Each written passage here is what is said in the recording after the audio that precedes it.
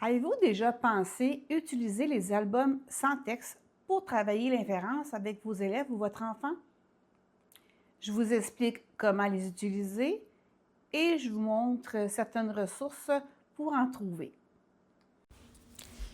Je m'appelle Chantal Bourgie. Je suis une enseignante passionnée par la technologie. Je détiens un baccalauréat en enseignement primaire et préscolaire ainsi qu'un bac en adaptation scolaire. J'ai été auteure pour des maisons d'édition en conception de matériel éducatif et je suis propriétaire de la Matériathèque.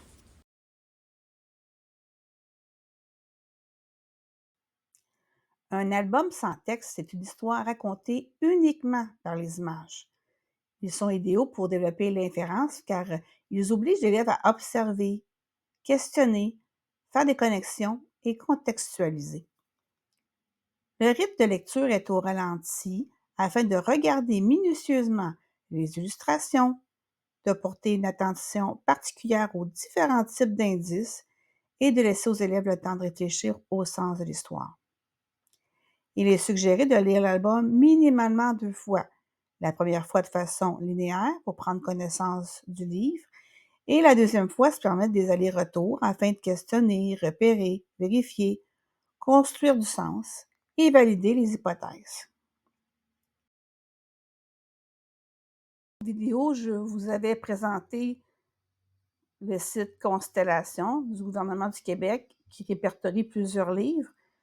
Dans la recherche avancée, il est possible de spécifier que vous cherchez des albums sans texte et de dire en quelle année se situent vos élèves. Donc, indication de cycle année, je mets, mettons, troisième, quatrième. Et ensuite, rechercher. Donc, j'ai une belle sélection ici de livres, des albums sans texte. Et pour chacun, vous pouvez cliquer pour avoir plus d'informations. Et vous avez ici en dessous de quoi ça parle à l'intérieur. Pour le premier cycle, il y a une belle ressource qui a été rédigée.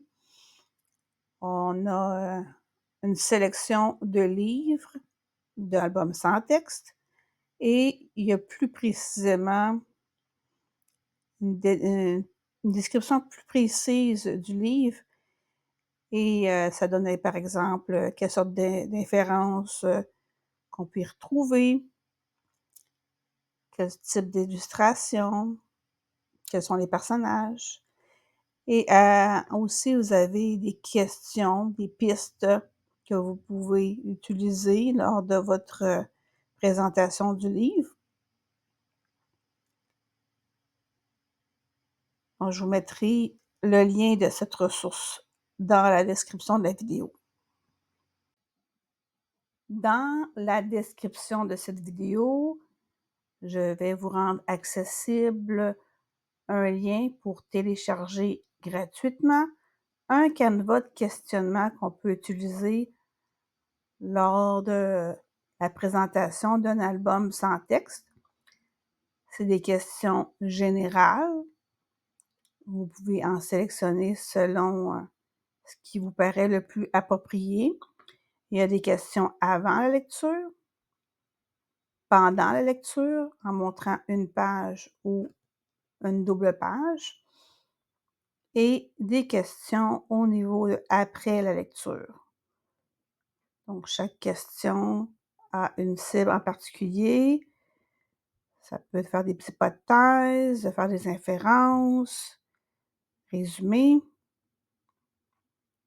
Donc, cela pourrait peut-être vous être utile. Je vous invite à visionner ou à revisionner ma vidéo intitulée Comment laisser des traces du questionnement sans abîmer le livre, qui vous montre comment imprimer sur des post-it pour y mettre vos questions et l'insérer dans le livre sans l'abîmer.